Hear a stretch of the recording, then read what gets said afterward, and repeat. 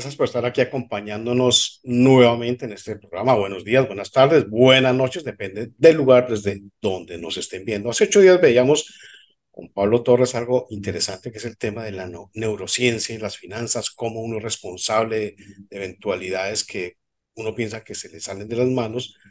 Y precisamente al final del programa sucedió esa eventualidad, ese nivel de riesgo para el cual no sé si Pablo estaba preparado o no. Cuéntanos, Pablo, ¿qué pasó? Pues preciso en ese momento se fue la energía. Automática, o sea, estábamos hablando sobre el riesgo, que la ganancia no estaba en la ganancia, sino estaba en la gestión del riesgo. Y yo ya había previsto tener celular, había previsto para pues, si se podía presentar cualquier tipo de situación. O sea, fue impresionante como una correlación, una sincronía de lo que estábamos hablando con respecto a lo que estaba ocurriendo. Entonces, ¿sí me va entendiendo lo que le voy diciendo? O sea, tú estabas preparado para esa eventualidad. Obvio, obvio, yo sabía que esto podía ocurrir. Sí, desafortunadamente se nos acabó el tiempo en ese momento al final del programa, pero bueno, fue muy interesante ejercicio. Entonces, sigamos hablando de esas eventualidades de las que uno es responsable, que uno tiene que planificar. Hay una divergencia que yo tengo ahí, Pablo, que es, por ejemplo, y perdóname, pero siempre tengo que ponerlo de presente el tema bíblico.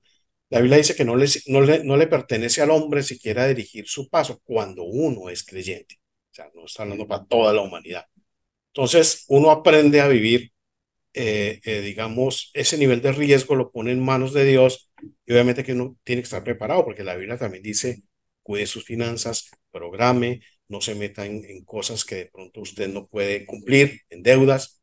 Pero cuando uno no puede cumplir, por ejemplo, las deudas, siempre en el modelo bíblico está que después de determinados años, el acreedor judío, el pueblo hebreo, debía perdonar a quien le debía. Ahora entiendo por qué, porque también dice que cuando uno pide prestado se convierte en esclavo de quien presta y eso es absolutamente cierto. O sea, entonces, vamos entendiendo, yo siempre he encontrado la relación entre las dos cosas, lo que tú estás diciendo de los efectos físicos, emocionales en la vida del individuo y por qué, por ejemplo, el tema bíblico dice, tiene que perdonar o sea, uno pide perdón por sus deudas y tiene que perdonar a quien le debe a uno porque Dios sabe cómo estamos hechos y sabe que eso causa determinados efectos en la vida de uno. La enfermedad, la angustia emocional, el sentirse esclavo, siempre en el tema de las finanzas de quien le ha prestado a uno. Entonces, ¿qué podemos sacar de aquí en adelante, Pablo? Si hablamos a nivel a nivel de neurociencia, para el cerebro es muy importante el principio y el final. En todo, en todo, el principio y el final. Pero dicho en otros términos, es de dónde inicio y a dónde voy a llegar. Entonces, por ejemplo, vamos a suponer que hablamos de las relaciones, o sea, ¿qué puedo esperar de esta relación? O hablemos de esta entrevista, ¿qué puedo esperar de esta entrevista? ¿Cuál es el objetivo de esta entrevista? O sea, ¿dónde iniciamos y dónde terminamos? Una carrera universitaria, dónde empieza la carrera universitaria y dónde termina, y después de que termine, qué propósito tiene el que yo haya estudiado esa carrera universitaria. O sea, para el cerebro es muy importante el punto de partida y el punto de llegada. Una pregunta, Pablo. ¿Qué pasa hablando de ese tema con lo que hace el cerebro, con lo que punto de partida, punto de llegada? ¿Qué pasa si yo en mi mente digo, tengo que iniciar una carrera de bioquímica en no sé qué especialidad y con el paso del tiempo, y yo estoy en un estrato, digamos, socioeconómico 2 y me logro conseguirlo el primer semestre y después del segundo semestre ya no pude. Esa frustración, Enferma, ok. ¿Qué pasa enferma con la eso? persona. O sea, una Porque, persona que no tenga, perdón, una persona que no tenga recursos no puede aspirar a mucho más para no enfermarse. no, no, no, no, cuidado. Siempre recuerde lo que yo les digo. La ganancia no está en la ganancia. La ganancia está en la gestión del riesgo. Entonces, supóngase que desde el principio él dice, yo tengo una serie de variables en contra, una serie de riesgos. ¿Cómo hago para empezar a prever esos riesgos? Hace poquito me pasó. Entonces, conocí a una persona que estaba dentro de un núcleo familiar, estaban muy bien, pero hubo una toma de decisiones que inestabilizaron a la familia y ella necesitaba avanzar a su siguiente semestre. ¿Qué hizo? Fue y contactó a la alcaldía, hizo saber su situación, mostró sus resultados y consiguió una beca a través de la alcaldía. Entonces el individuo siempre podrá lograr lo que quiera siempre y cuando tenga claro que hay unos riesgos y cómo prever esos riesgos y a quién contactar para solucionar esos riesgos. Siempre. Sí, precisamente quiero comentarte una experiencia personal de no hace mucho. Escribí un libro, se organizó toda la preventa, la venta, la distribución y finalmente una persona del equipo quedó muy mal, quedó muy mal y el nivel de estrés que yo tuve, porque confié en esa persona, en su palabra, pues fue brutal. Y mucha gente me escribía, pero yo pagué el libro en preventa hace 6, hace 7 meses y yo un momentico y yo aquí en Estados Unidos, pero un momentico soluciono. Finalmente pude solucionar, pero yo no tenía ese plan B. Yo no tenía Exacto, ese plan B. Ahora, cuando logré conseguir el plan B, ya tengo un plan C en caso de que esta persona falle. Claro, digamos, un fracaso financiero, digámoslo así, bárbaro porque que se quedó con me quedé yo con muchas deudas que tengo que ir supliendo poco a poco, pero pues el nivel de angustia se bajó cuando conseguí solucionar y cuando ya entra en nuevamente esto. Pero sí es cierto, uno tiene que tener ese plan B, solamente que esta vez yo dije, pues perdón, pero es un cristiano y se supone que un cristiano su sí es sí, su no es no, pero pues eso pasó. entonces, mire, es lo que yo le insisto siempre a las personas. Cada vez que vaya a iniciar un proyecto, no importa cuál, ir a cine, comerse un helado, una entrevista, una carrera universitaria, un negocio, lo primero que hay que centrar su energía es en los riesgos. ¿Cuáles son los riesgos potenciales del proyecto? Entonces, al principio, si la persona no está preparada para manejar esos riesgos, pues se desalienta y desiste. No, no, son más la cantidad de cosas en contra que las que son a favor. Y es cuando entra un análisis del cerebro. Yo tengo un estudio que se llama PIMAS, en que permite analizar el cerebro y cómo las personas están tomando decisiones y cómo aprovechar su cerebro para tomar decisiones. Entonces, por ejemplo, cómo piensa una persona frontal, doble frontal, cómo piensa una persona doble posterior o doble límbico, cómo piensa una persona doble derecha, cómo persona una doble izquierda, cuáles son sus fortalezas, cuáles son sus debilidades. Entonces, por ejemplo, todo lo que tenga que ver, todo lo que tenga que ver con resultados concretos es una zona prefrontal. Prefrontal significa qué, quiénes, para qué, por qué, cuándo, dónde, cuánto, cómo. O sea, es un tema muy analítico de hechos, datos, cifras, tiempos, movimientos. Pero la mayoría de la gente lo hace muy desde la emoción. Y yo sé si que se puede, y vamos para adelante, y Y tengo fe en que ocurrirá. lo decreto y decreto hoy que habrá prosperidad. La ley del secreto, y no sé, eso está muerto el proyecto. El proyecto está muerto. Y si no está muerto, sobrevive a un costo muy alto. Es cierto. Sobrevive a un Entonces, la costo muy clave alto. está en saber que vienen riesgos, qué tipo de riesgos, y en que uno está en la capacidad, por lo menos con la decisión, de asumirlos y enfrentarlos, ¿no? Exacto. Y cuando llegue la situación crítica, no me cogió fuera de base. Yo sabía que iba a llegar y me había preparado para eso. De hecho, hay una línea de pensamiento sistémico que se llama planeación por escenarios. Y si usted que está en el mundo de la política, hay un tema que se llamó, un proyecto llamado Colombia, Destino Colombia, Destino Colombia. que fue lo Fue que hecho con ese planeó. método, Ujú. planeación por escenarios. Sí. O sea, pusieron sobre la mesa todos los escenarios posibles, les faltó uno solo, ¿sí? ¿Qué pasa si los paramilitares llegan al gobierno? De resto pusieron todos, incluyendo la guerrilla, pero a ese tipo de pensamiento se le llama planeación por escenarios. Entonces yo tengo que tener la habilidad de hacer una planeación por escenarios de todos los potenciales riesgos, de todos, a nivel social, a nivel económico, a nivel de tecnología, a nivel de personas, o sea, todos los potenciales riesgos, para que cuando yo tenga todos los potenciales riesgos, ¿cómo se soluciona eso? Para seguir adelante. O sea, la ganancia nunca está en la ganancia está en la gestión del riesgo.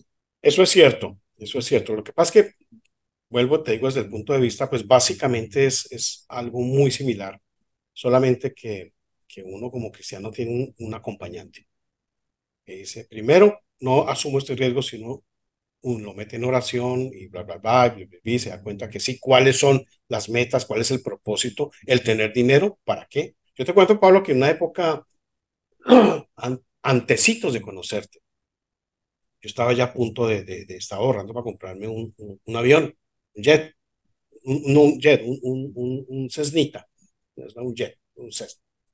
Y era muy posible.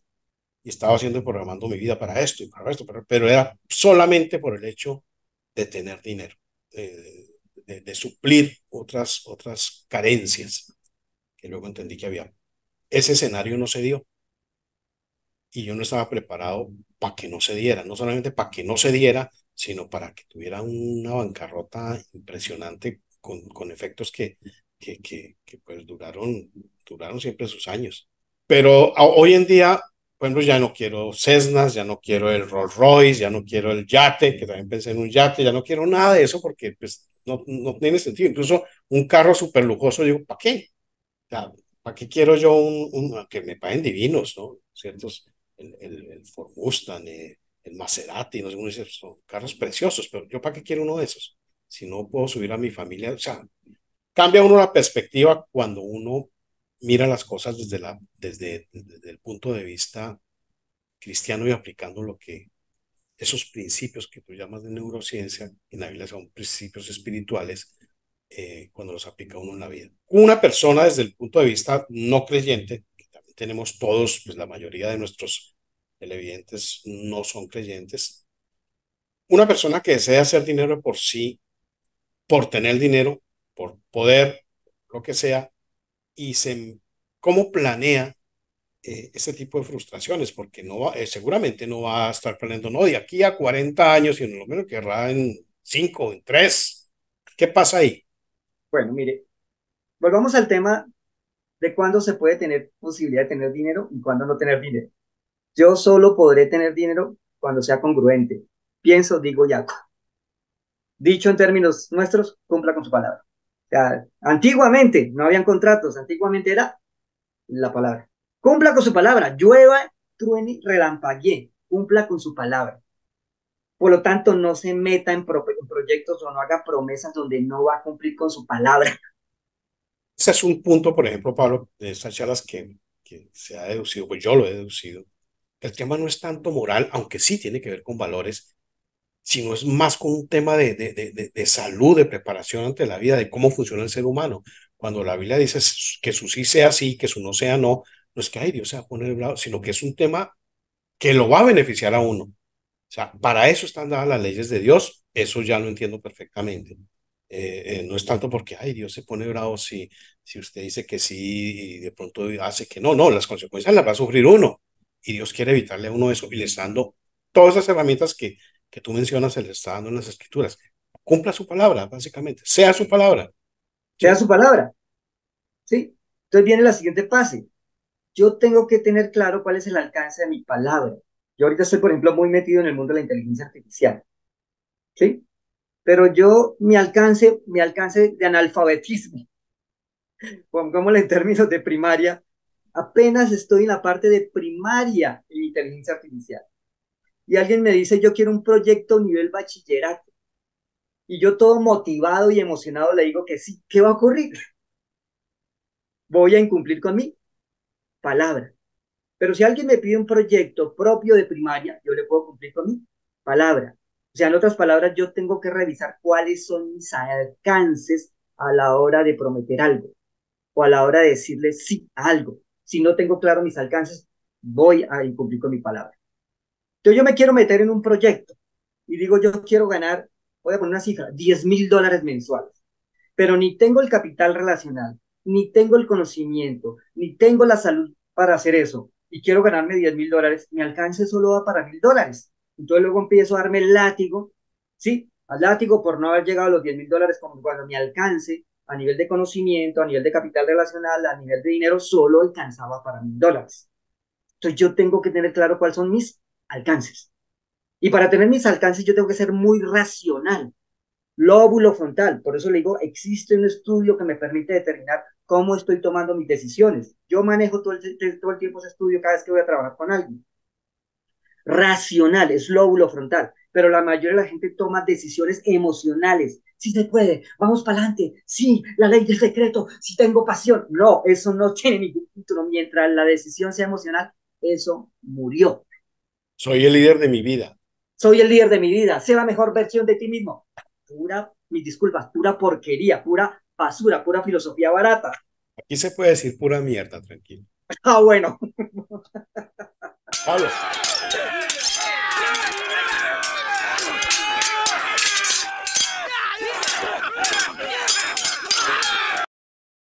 Hola. Recientemente YouTube habilitó la posibilidad de membresías para este canal.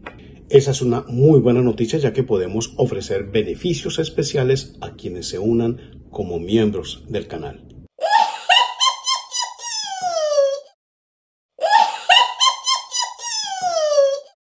No, de ninguna manera. Los videos seguirán siendo libres porque esa es la razón principal de nuestra misión. Las membresías ayudarán muchísimo a que podamos emitir mucho más material, ya que cada video necesita bastantes horas de preparación, de edición, de producción. Y con su ayuda podremos financiar mejor esta labor.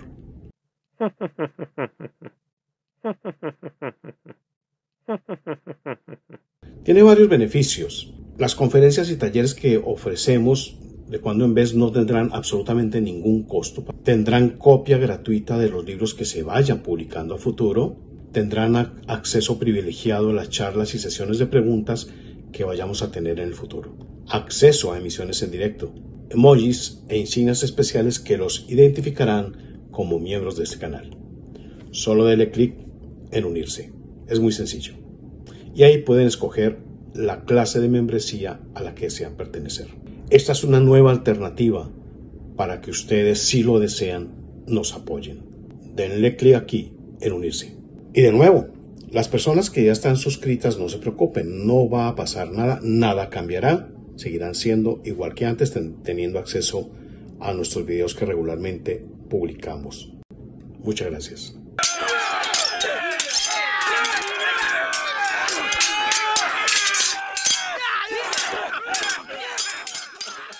Pablo, en la Biblia, perdóname, en la Biblia está la alternativa, el plan B. No pudo, le cayó un meteorito, le cayó un árbol en la casa. La Biblia dice, hombre, reconozca eso, vaya y ponga la cara al que le debe, al que no sé qué, al que se cuenta, reorganice la situación. En lo que tú manejas, ¿qué se puede hacer ahí? Entonces, ¿qué se hace? Yo tengo que tomar de las deudas más grandes hacia las más pequeñas. Tomo de las grandes más grandes hacia las más pequeñas y empiezo a cerrar las más pequeñas. ¿Por qué empiezo a cerrar las más pequeñas? Porque el cerebro dice, ok, proceso terminado, recompensa, proceso terminado, recompensa, y voy avanzando hacia a las más grandes, si la quisiera ver desde esa manera. Ahora, si lo quisiera ver de estratégico, eso se lo aprendí a otra persona. Mire, si yo tengo una deuda con un banco, ¿sí? Y el banco ya pasó eso a jurídico o a alguien, yo tengo que llamar todos los días, mañana y tarde y noche al abogado encargado. ¿Adivine para qué? Para agotarlo psicológicamente. Entonces yo llamo al abogado, vamos a suponer que tengo una deuda de $10,000. Y yo llamo al abogado y le digo, solo tengo 5. Y él me dice, no, tiene que pagarme intereses, $20,000. Lo llamo mañana, tarde y noche hasta que se desespere y me reciba los $5,000 porque está perdiendo tiempo conmigo. O sea, yo lo llamo y lo agoto psicológicamente para decirle, solo tengo 5,000 hasta que ya, no, reciban esos 5,000 porque me tiene agotado, no me deja trabajar. ¿Y qué pasa en el cerebro de la neurociencia desde tu punto de vista cuando uno dice, debo 10,000, pues son 10,000, pero solamente voy a pagar 5,000? Esos otros 5,000 no entran en un proceso de no sé qué, culpabilidad, de asuntos pendientes. No, porque si yo llego a un acuerdo y el acuerdo se da por terminado, la obligación terminó. Okay. O sea, no hay Si el, nada moral ahí. no, no, no es un tema moral, es un tema de proceso iniciado, proceso terminado, o sea, proceso cerrado. ¿Sí? Sí. O sea, siempre es un tema de hay que cerrar ciclos, cerrar asuntos pendientes. Siempre el cerebro funciona así. Yo no tengo un punto de partida, un punto de llegada, mi cerebro colapsa. No puedo dejar cosas abiertas. Por eso yo todo el tiempo insisto, cuidado, porque las crisis del ser humano son el resultado de sus asuntos pendientes. No, es que esto yo no lo preveí. No, sí, claro, tiene toda la razón. No evalúo los riesgos. Entonces yo, cuando usted me decía, ¿y qué pasa con un accidente? Yo digo, no, señor, los accidentes no existen. Lo que existe es haber pasado por alto una posible situación. Pero si yo empiezo a evaluar todas las posibles situaciones, preveo la situación. A mí cada rato me dicen, oiga, usted que es chabolín, el día que usted se encuentre con un ladrón, le va a ir súper mal al ladrón. Digo, no lo sé, porque todo el tiempo estoy previendo encontrarme con un ladrón. ¿Qué pasa si pasa por esta calle oscura? ¿Qué pasa si no sé qué? ¿Qué pasa si me paso por acá? ¿Qué pasa? Pues no me veo en la situación, preveo el riesgo. Entonces no me los he encontrado, porque todo el tiempo estoy donde hay un riesgo potencial. Eso no genera un nivel de estrés adicional. No, porque si yo todo el tiempo estoy preparado y mi mente está en el lóbulo frontal lo que hace es analizar datos. Lo que hace que genere estrés es cuando yo todo el tiempo estoy en función del miedo, ¿sí? De la pérdida, del castigo o en función de la recompensa. Pero si estoy en el lóbulo frontal, que hay un estudio para analizar eso y ponerlo a trabajar el lóbulo frontal, no, simplemente analizo datos. O sea, me salgo del mundo de las emociones, de la emotividad. Entonces, por eso yo todo el tiempo evito entrar en escenarios subjetivos. Escenarios subjetivos es escenarios que no puedo medir ni puedo comprobar. Solo estoy a la tarea de escenarios que se puedan medir, que se puedan prever.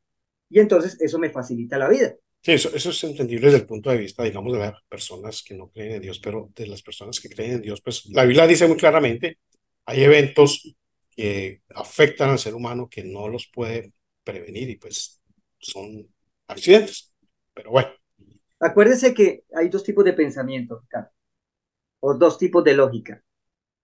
La lógica convencional, blanco-negro, sí, no, verdadero, falso, y la lógica probabilística.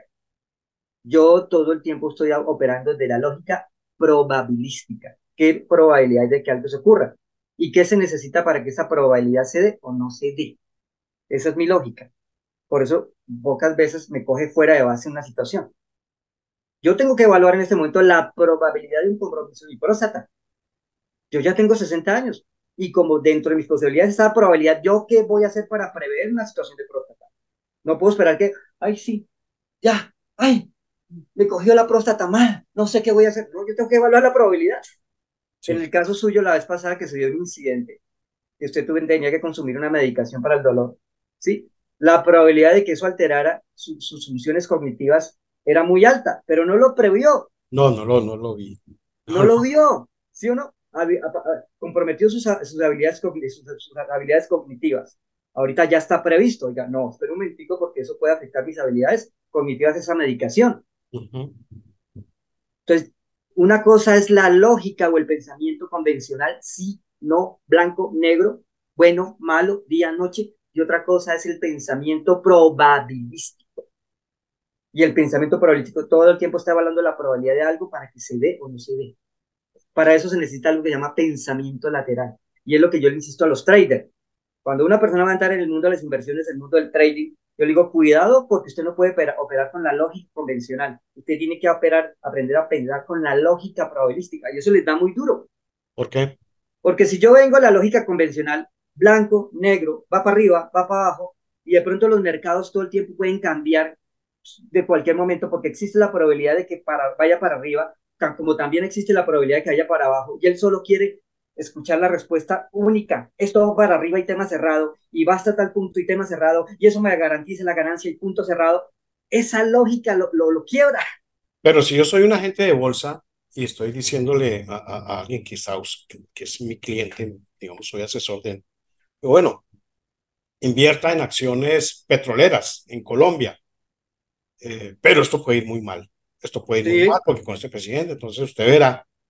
Entonces no, entonces yo cago con mi plata, dice mi cliente, pues hombre, yo mejor la guardaría. Entonces, yo no no, estoy, no, un asesor financiero no dice eso. que- Un asesor financiero dice, de acuerdo a las siguientes condiciones políticas, sociales, económicas, bla, bla, bla, bla, existe una probabilidad de que se genere una utilidad o una ganancia del 8, 3, 4, 5%. Y él opera desde ahí. Él no dice, ponga su dinero y miremos qué pasemos. No, eso no es, eso es un apostador.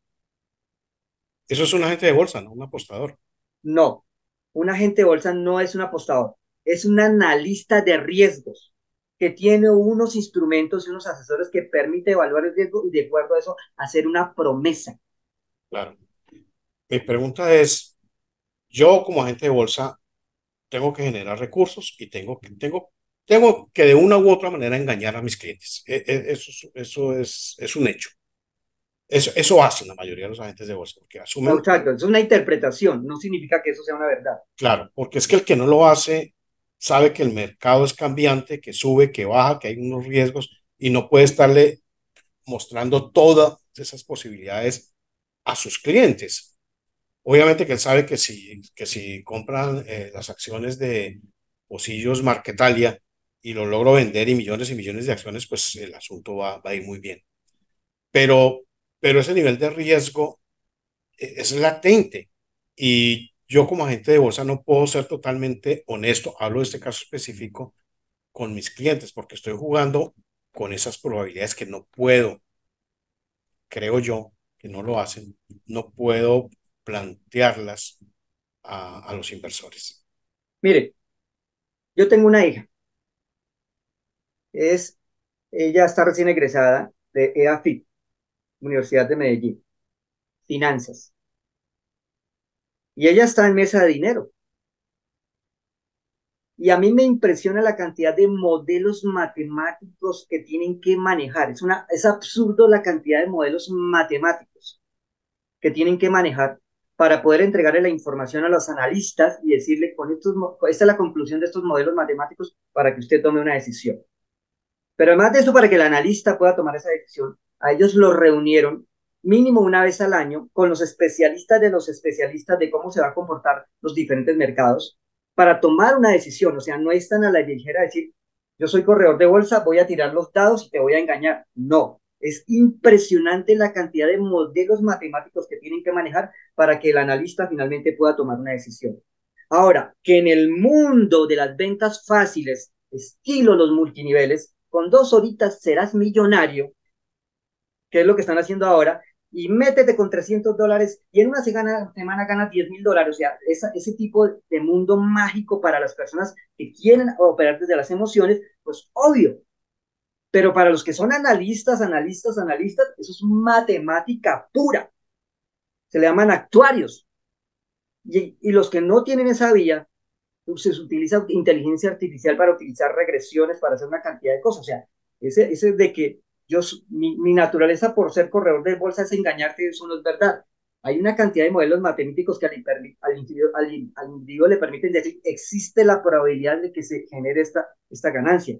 Usted como inversionista tome la decisión. Y dependiendo del perfil suyo, bajo riesgo, mediano riesgo o alto riesgo, vamos a tomar una decisión y vamos a subdividir el portafolio. Esta parte en riesgo seguro, esta parte en mediano riesgo y esta parte en alto riesgo. Ok, yo estaba mirando, cuando estabas hablando, estaba mirando desde la perspectiva del inversor, del cliente, que puede que esas fórmulas matemáticas no le importen, No, de hecho no le importa. pero hay otros que sí.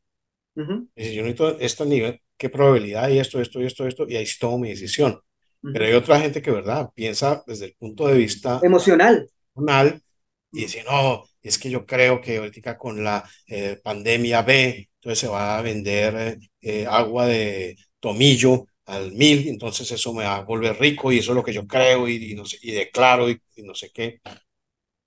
Ahí está como el que engaña, el que quiere ser engañado, ¿no? El que quiere ser engañado, no te engaña. Sí, El que quiere ser engañado. O sí, sea, ¿qué pasa si una persona todo el tiempo mete su plata en pirámides y luego se queja que perdió el dinero? Él quería ser engañado sí. y de paso llevarse a alguien por delante. Sí, es. O sea, si a mí me engañaron antes de que tú, meto a mis 4 amigos ahí para que suplan lo mío. Sí, sí, estás de acuerdo. Entonces, no, no, no. Los escenarios de la bolsa son escenarios absolutamente serios, que tienen una cantidad de formulaciones matemáticas para prever los comportamientos del mercado. Y que los escenarios serios no hacen promesas superiores, no hacen promesas superiores al 15% anual. Eso da más o menos el 1.3 o el 1 mensual. Y la mayoría de la gente que se mete a estos cuentos quiere el 100% mensual. Quiere ser engañado.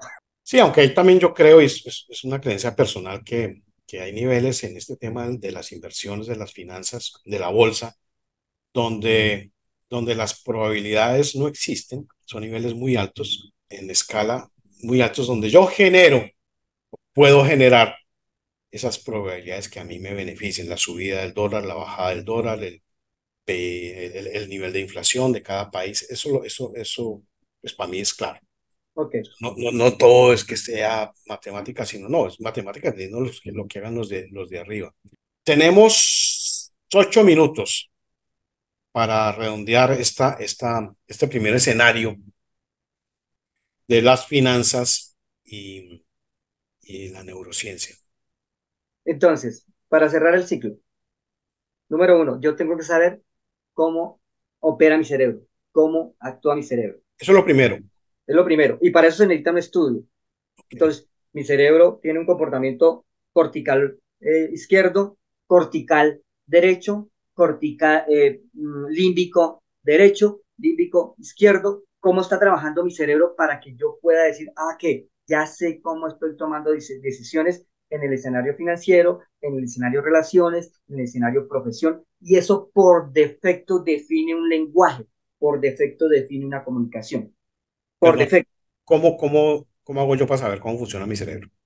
Hay un estudio, yo manejo un estudio de eso, se llama PIMAS, Pensamiento Integral, y es un estudio que tiene un total de unas preguntas, y de acuerdo a las preguntas sale una valoración, yo me siento con la persona y le entrego un informe completo de ese estudio. Eso es Entonces la parte de persona tu me dice, trabajo. oye, regularmente cuáles son las preguntas de esas personas. Dice, oiga, ¿por qué mis finanzas no están funcionando? Déjeme ver cómo está tomando decisiones. Está tomando decisiones de esta manera, y está afectando sus decisiones financieras en esto. Oiga, ¿por qué mis relaciones no están funcionando? Por esto, por esto, por esto, por esto, por esto. ¿Y cómo hago para que funcione? Haga esto, esto. O sea, ¿qué está haciendo su cerebro? ¿Qué está haciendo su cerebro? Oiga, ¿por qué tengo una relación tan compleja con mi pareja? Porque el cerebro de su pareja es este y este y este, y su cerebro es este y este y este, y usted está pretendiendo hacer esto y esto y esto. O sea, la comunicación, por ejemplo, de un cortical izquierdo es muy compleja con un límbico derecho. Es muy compleja, es muy encontrada. Porque mientras el cortical izquierdo es hechos, datos, números, este es emociones puras. Entonces nunca se comprende, nunca se entiende y mutuamente se agreden. O la comunicación entre un cortical derecho y un límbico izquierdo es muy compleja porque este es caos puro, invención pura, versus este es orden puro, nunca se van a encontrar. Entonces, ¿qué pasa si yo soy un papá cortical derecho y tengo un hijo límbico izquierdo? Es confrontación pura. Entonces yo tengo que entender cómo funciona mi cerebro para poder comprender cómo funciona el cerebro de otros, para entender cómo funcionan mis finanzas, para entender cómo funcionan mis relaciones, para comprender lo que otros funcionan. O sea, yo no puedo esperar que simplemente todo el mundo piense como yo pienso o que los demás piensen como yo pienso. Es completamente diferente. Y se Y necesita un estudio para eso. bueno, y esas condiciones, digamos, ya están, no sé si son naturales, pero ya están en el individuo. ¿Pueden cambiarse? No se pueden cambiar, se pueden optimizar. Ok. Por Digamos, ejemplo, una persona que solamente tome decisiones desde el punto de vista emotivo, no podrá razonar, tomar. sí, es un entrenamiento, Ok, pero tiene que entrenarse para eso. ok. Tiene que entrenarse para eso y entender cómo funciona eso. O sea, de verdad la pregunta más compleja que siempre me hacen es, ¿por qué mis finanzas no funcionan? Si yo soy tan buena persona, si yo soy tan honesto, digo, porque no está tomando decisiones financieras apropiadas, porque su pensamiento es un pensamiento de lógica convencional, cuando usted necesita un pensamiento de lógica probabilística, porque usted necesita aprender a pensar lateralmente, porque necesita aprender a poner las cosas en hechos y datos y no en mi corazón dice que esto funciona así. No, Pablo, muchas gracias. ¿Qué vamos a ver dentro de 8 días para ir ambientando el asunto? entonces vamos a empezar a trabajar de cómo es el entrenamiento de pensamiento lateral, cómo se entrena el pensamiento lateral, qué significa la economía conductual, cómo influye eso en mi vida, la economía conductual, qué significa la teoría de perspectivas y cómo aplico la teoría de perspectivas en mi vida. ¿Por qué? Porque de eso depende mi resultado, de eso depende mi salud física, emocional, mental, espiritual, social y económica. Excelente, aprendemos en cada programa, Pablo. Muchísimas gracias. Vamos a seguir dentro de 8 días. Gracias a las personas que están conectadas. pueden dejar sus preguntas aquí. Pablo generalmente las está respondiendo. El contacto de Pablo lo estamos poniendo aquí cada rato para que se comuniquen directamente con él. Muchas gracias, Pablo. Encantado.